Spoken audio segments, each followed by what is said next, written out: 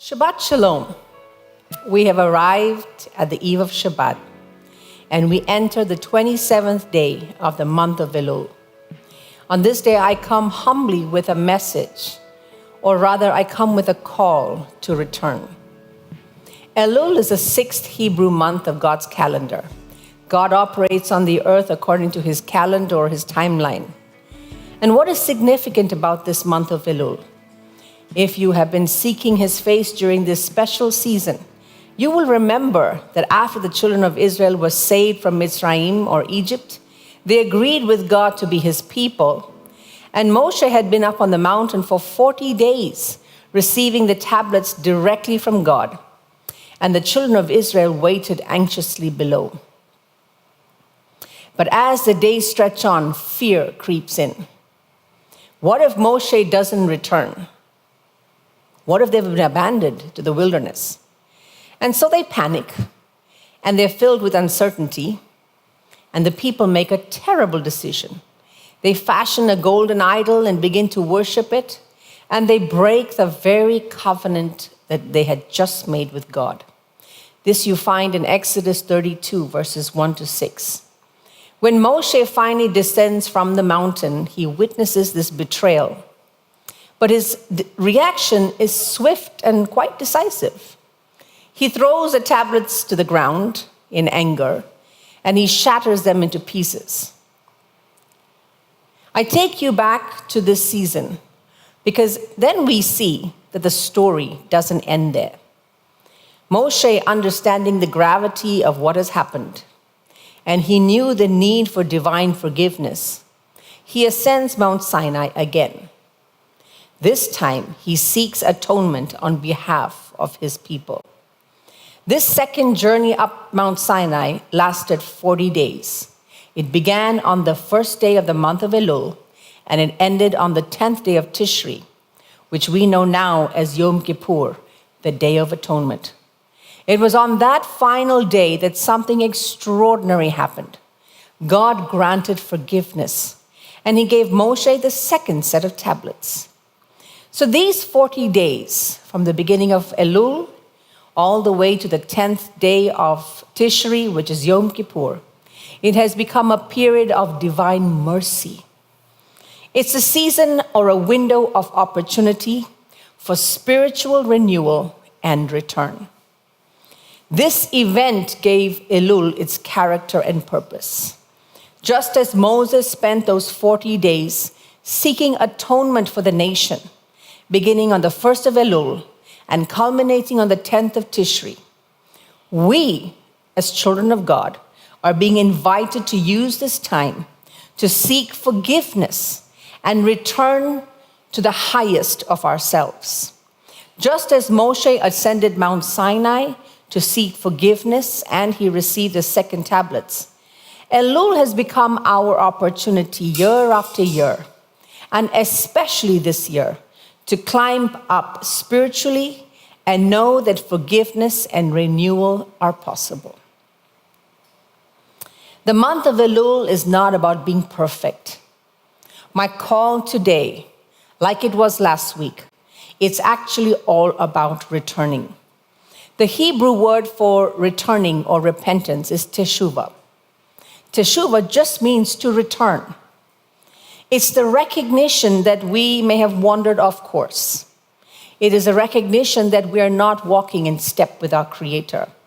And then the decision to find our way back.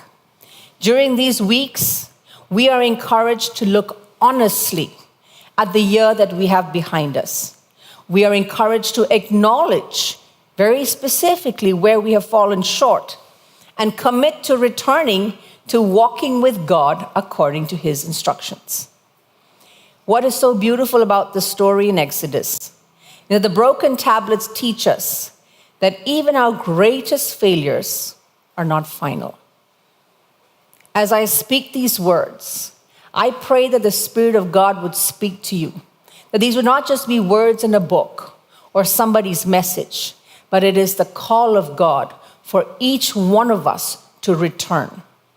Moshe didn't give up when the first tablets were shattered. He climbed the mountain again. God didn't abandon his people despite their betrayal. Divine mercy prevailed. And so, we too can always begin again. No matter how late we are in the month or in the year, we can start our journey back. The month of Elul is a beautiful month. It reminds us that second chances are not just possible, but they're built into the very fabric of our spiritual calendar.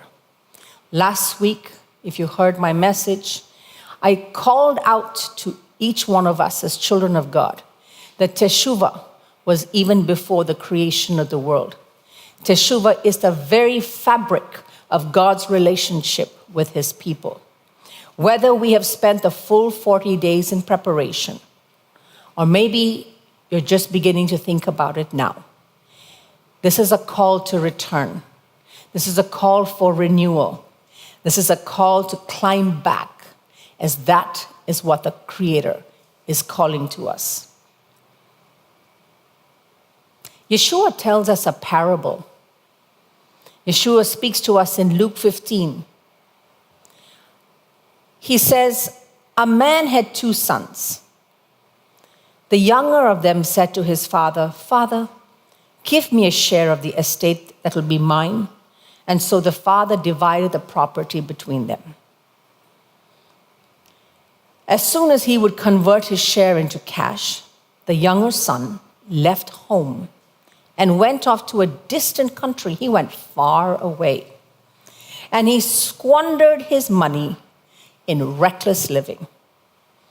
But after he had spent it all, a severe famine arose in that country. And then he began to feel the pinch. So he went and he attached himself to one of the citizens of that country. And they sent him to feed in the field to feed pigs. He was so hungry that he longed to fill his stomach with the carob pods that the pigs were eating. But no one gave him any. Finally, he came to his senses. And then he said, "Any number of my father's hired workers have food to spare, and here I am starving to death. I'm going to get up and go back to my father and say to him, 'Father, I've sinned against heaven and against you. I am no longer worthy to be called your son. So just treat me like one of your hired workers.' So he got up and started back to his father. But while he was still a long way off, his father saw him and was moved with pity. He ran and threw his arms around him and kissed him warmly. His son said to him, 'Father, I have sinned against heaven and against you, and I'm no longer worthy to be called your son.'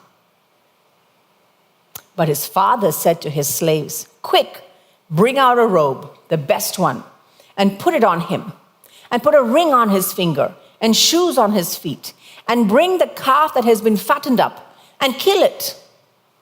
Let's eat. Let's have a celebration. For this son of mine was dead, but now he's alive again. He was lost, but now he's been found.' And they began celebrating. Now his older son was in the field. As he came close to the house, he heard music and dancing, and he called one of the servants and asked, 'What's going on?' The servant told him, 'Your brother has come back, and your father has slaughtered the calf that was fattened up, because he got him back safe and sound.' But the older son became angry and refused to go inside. So his father came out and pleaded with him. 'Look,' the son said, 'I have worked for you all these years, and I've never disobeyed your orders. But you've not even given me a young goat so I can celebrate with my friends. Yet this son of yours, he comes, the one who squandered your property with prostitutes, and for him, you slaughter the fattened calf.' 'Son, you're always with me,' said the father, 'and everything I have is yours.' We had to celebrate and rejoice because this brother of yours was dead, but has come back to life. He was lost, but he's been found." Yeshua, our master, speaks this parable. to reveal to his people the nature and character of our Father in heaven. In this parable, the son had left to a country so distant, so far away.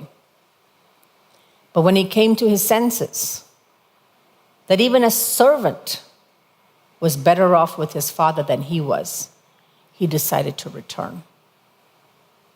He wasn't going to change his actions or fix his life, but he decided that he better get back to his father. And his father, knowing that he was still his son, restored him back to be his son, and everyone celebrated. I see so many believers today walk around as orphans. They've never accepted the sonship offered by God through his own son, Yeshua. And I'm calling to you to repent and return to God. There's so much in this parable. We could take weeks to break it down so that your heart will be restored to be his son. But I am giving a call today that the heart of God, from the beginning of the Bible to the end, and all of our lifetime, is that we return to our Creator, that we find our significance in being a person who's created by God, and this entire lifetime is about returning to him. You can return to God when you decide to turn away from all evil that separates us from God, so that you and I can be forgiven, cleansed, and established as a child of God. In Romans chapter 8, verse 14, Rav Shaul says, all who are led by God's Spirit are God's sons. Because we did not receive a spirit of slavery. We're not God's slave that brings us back again into fear, but rather we receive the Spirit, and the Spirit of God who makes us sons, and by his power we cry out, Abba. The Spirit of God himself bears witness with our spirit that we are children of God. And if we are children, then we are also heirs. And we are joint heirs with the Messiah, as long as we are suffering with him, so that we will finally be glorified with him.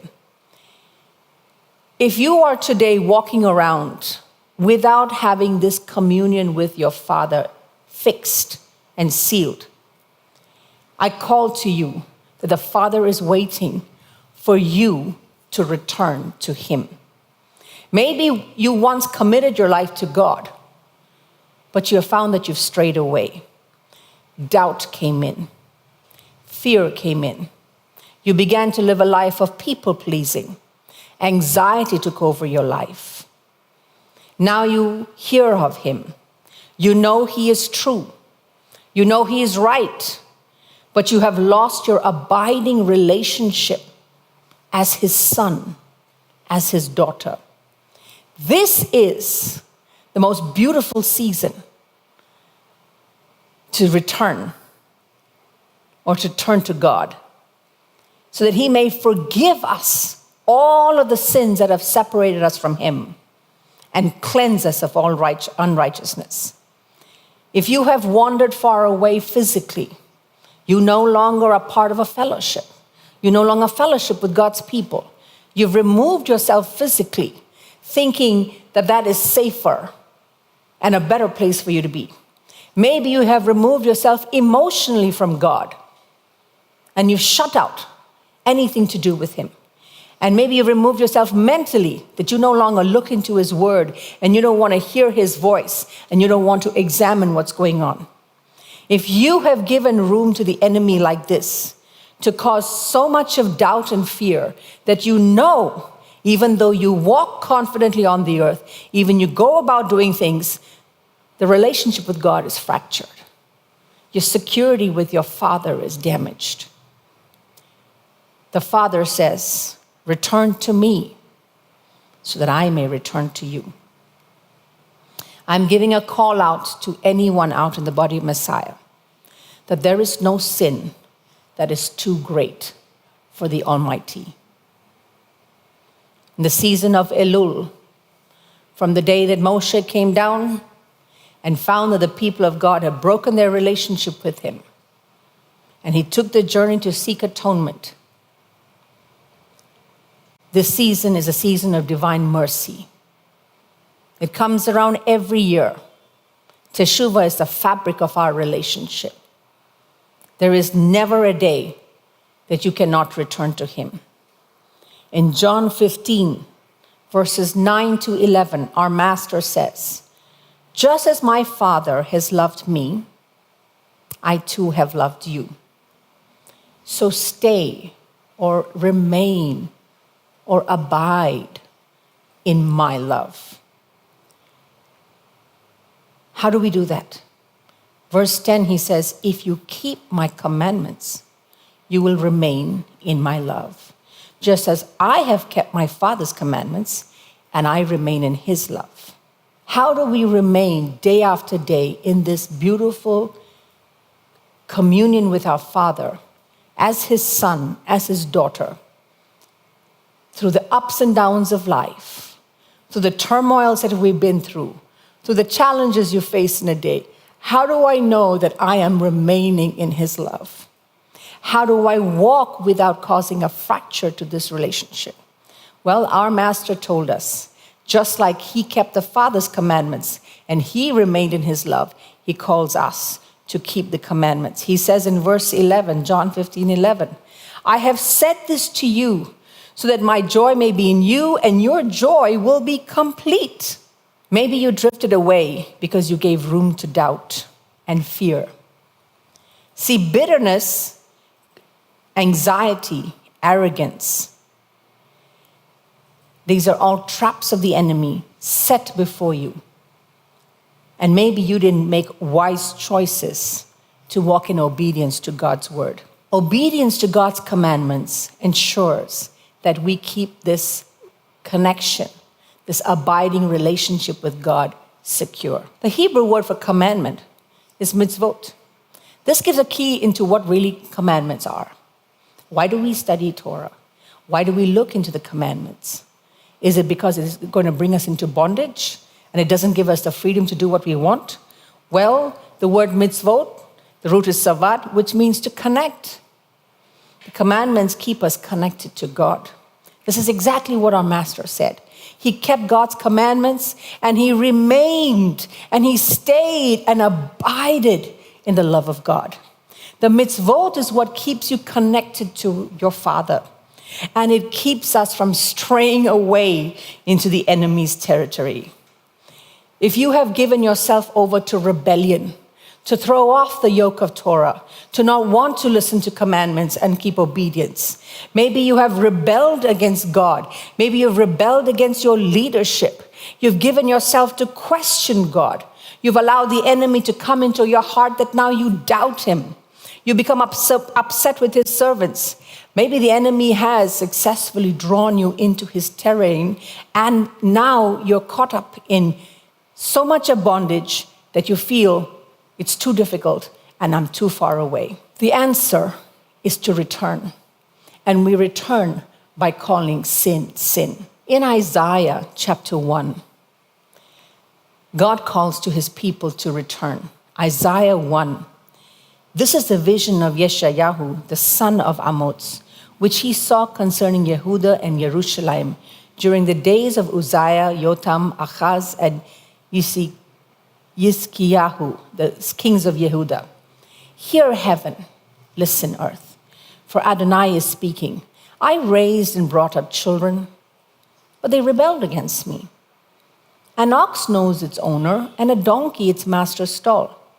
But Israel does not know. My people do not reflect. O sinful nation, a people weighed down by iniquity, descendants of evildoers, immoral children. They have abandoned Adonai, spurned the Holy One of Israel. They've turned their backs on him. Where should I strike you next? As you persist in rebelling, the whole head is sick, the whole heart is diseased. From the sole of the foot to the head, there is nothing healthy, only wounds and bruises and festering sores that haven't been dressed or bandaged or softened with oil. Your land is desolate. Your cities are burned to the ground. Foreigners devour your land in your presence. It's as desolate as if overwhelmed by floods. The daughter of Zion is left like a shack in a vineyard, like a shed in a cucumber field, like a city under siege. If Adonai Zavaot had not left us a tiny, tiny remnant, we would have become like Sodom and resembled Amorah. Hear what Adonai says, you rulers of Sodom. Listen to God's Torah, you people of Amorah. Why are all those sacrifices offered to me? Asks Adonai. I am fed up with burnt offerings of rams and the fat of fattened animals. I get no pleasure from the blood of bulls, lambs, and goats. Yes, you come to appear in my presence, but who asked you to do this? To trample through my courtyards? Stop bringing worthless grain offerings. They are like disgusting incense to me. Rosh Chodesh, Shabbat, calling convocations. I can't stand evil together with your assemblies. Everything in me hates Rosh Chodesh and your festivals. They're a burden to me. I'm tired of putting up with them. When you spread out your hands, I will hide my eyes from you. No matter how much you pray, I won't be listening because your hands are covered with blood. So then he says, wash yourselves clean. Get your evil deeds out of my sight. Stop doing evil. Learn how to do good. Seek justice. Relieve the oppressed. Defend orphans. Plead for the widow. He calls to us that if we are to return, we return by stopping evil. And then he says in verse 18, Isaiah 1:18, come now, says Adonai, let's talk this over together. Even if your sins are like scarlet, they will be white as snow. Even if they are red as crimson, they will be like wool. If you are willing and obedient, you will eat the good of the land. But if you refuse and you still choose to rebel, you will be eaten by the sword, for the mouth of Adonai has spoken. How do we return to God? How do we return and ensure that we have secured our communion and fellowship with our Father in heaven? He says to stop doing evil, to learn what Torah says to do and begin to do it. What is the sin that is still hanging over you? Do not walk in a cloud of confusion in this season, completely unprepared for Rosh Hashanah, which falls Monday evening. This is the time to open our hearts before God, that he may search our hearts and reveal to us where we have given over our lives to the enemy, where we have allowed sin to enter our lives. What is the bondage that keeps you from returning to God? There is no salvation from sin apart from this Redeemer, Yeshua of Nazareth, because he gave his life as a ransom for many. He has given himself as the payment to rescue us once and for all from the Pharaoh who wants to enslave you. We need to recognize our Maker and Creator, just like Isaiah called out to his people, that we are to remember who is our owner. And we are also to recognize who is Pharaoh, who wants to keep us in bondage. And when we recognize our owner, our creator, our maker, and we recognize who the enemy is, we will put our trust completely in the blood of Yeshua, which covers sin and delivers forever. On this evening, Shabbat is a foretaste of the world to come.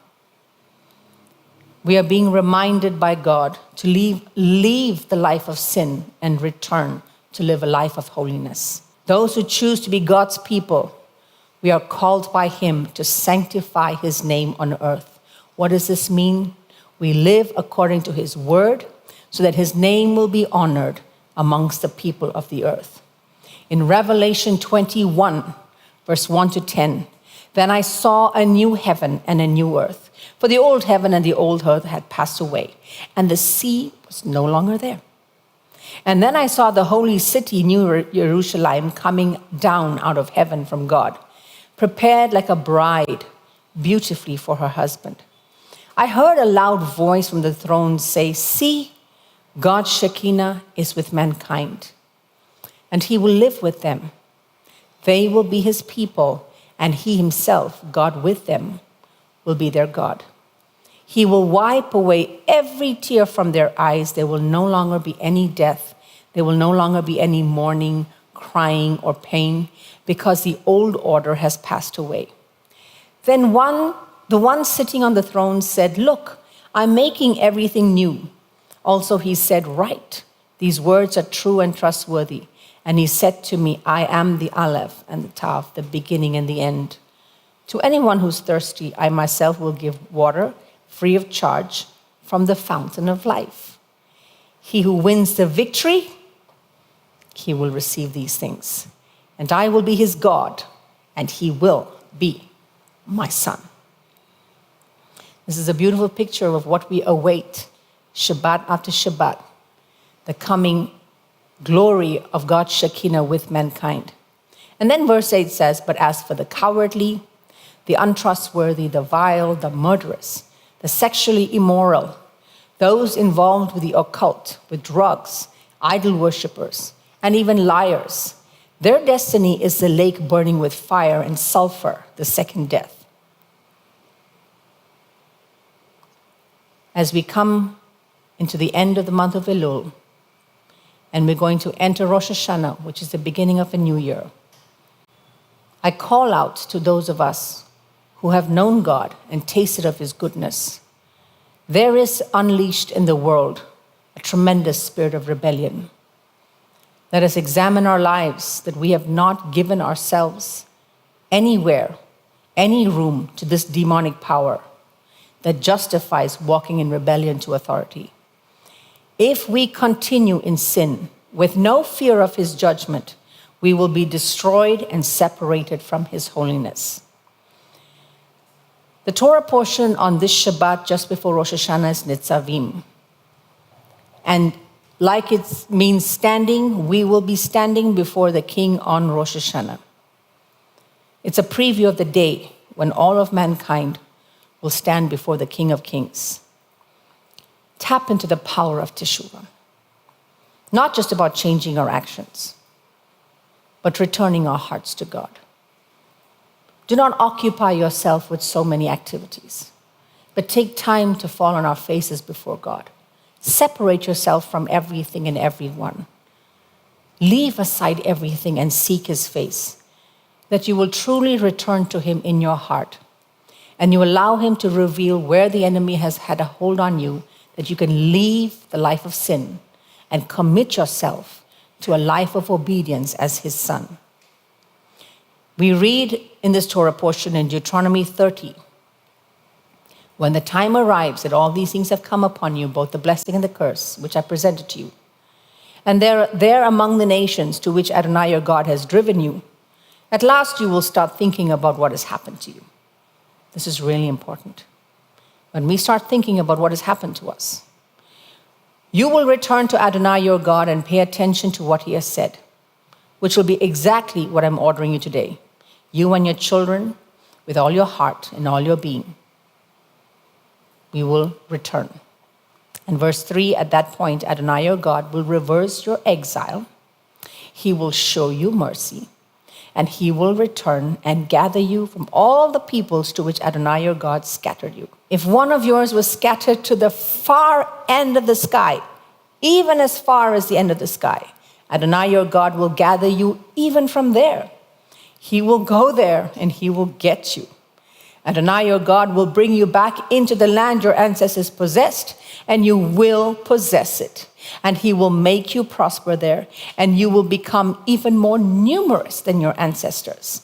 Then Adonai your God will circumcise your hearts and the hearts of your children, so that you will love Adonai your God with all of your heart and all of your being, and you will live. Return to God that you may obey him and listen to his instructions diligently. Today, in returning, we are to call sin as sin. Let Torah define to you and I what is sin. We don't have a relationship with the master of the universe based on our emotions or any physical or any perceived reality. Yeshua said, "If you obey what I say, then you're really my disciples, and you will know the truth, and the truth will set you free." The Judeans said, we're the seed of Abraham. We're not slaves to anyone. And Yeshua says, indeed, everyone who practices sin is a slave of sin. A slave doesn't remain in the family forever, but a son does. So if the Son of God sets you free from sin, you're really free. I have a final verse to help us in our journey of return. And it comes from Romans chapter 6, from verse 12 onwards. Rav Shaul says, don't let sin rule in your mortal bodies so that it makes you obey its desires. Don't offer any part of yourself to sin as an instrument of wickedness. Rather, offer yourself to God as people alive from the dead, and offer the various parts of your body to God to become instruments of righteousness. What's the conclusion? Can we just go on sinning because we're not under legalism, we're under grace now? Heaven forbid. Don't you know that if you present yourself to someone as obedient slaves, to the one whom you're obeying, you are slaves, whether to sin or to righteousness. If you give yourself over to sin, it leads to death. And if you obey the commandments, it leads to being made righteous. You see, by the grace of God, we were once slaves to sin, but we obeyed from our heart the pattern of the teaching that we were exposed, and we have been set free from sin, and we have become enslaved to righteousness. So just as you used to offer parts as slaves to impurity and lawlessness, which actually led to more lawlessness, now, when we return to God and we decide to leave the life of sin, I'm asking us, as Rav Shaul says, to offer our life as slaves to righteousness, because in doing so, it leads us to be made holy, set apart for God.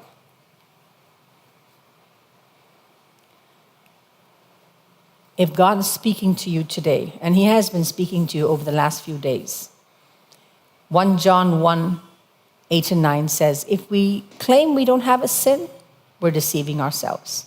We don't have the truth. But if we acknowledge our sin, he is trustworthy and just. He will forgive and he will purify us from all wrongdoing. So pray with me this evening. We want to turn away from everything that has kept us from God, and we want God to examine our heart. Like the psalmist says in Psalm 139, examine me, God. Know my heart. Test me. Examine these thoughts. See if there's anything in me that is a hurtful thing, and lead me along the eternal way. May we enter Rosh Hashanah with a heart of faith, that God calls us to return, and when we return, he forgives us and cleanses us. May we enter Rosh Hashanah with a heart of humility. As we learn his Torah, we will begin to walk in his commandments. And in that relationship as a father and son, we will sanctify his name here on earth. And may we also enter Rosh Hashanah with fear of Adonai, that we do not want to do anything that displeases God and causes the enemy to have a hold in our life and make us as a slave to sin. May we truly attach to the true vine, Yeshua, our Messiah and the King of all kings, so that we can worship the Lord our God in spirit and truth. May our hearts come to rest as we return to God and allow him to lead us ahead and lead us into all truth. Shabbat Shalom, and we will see you later.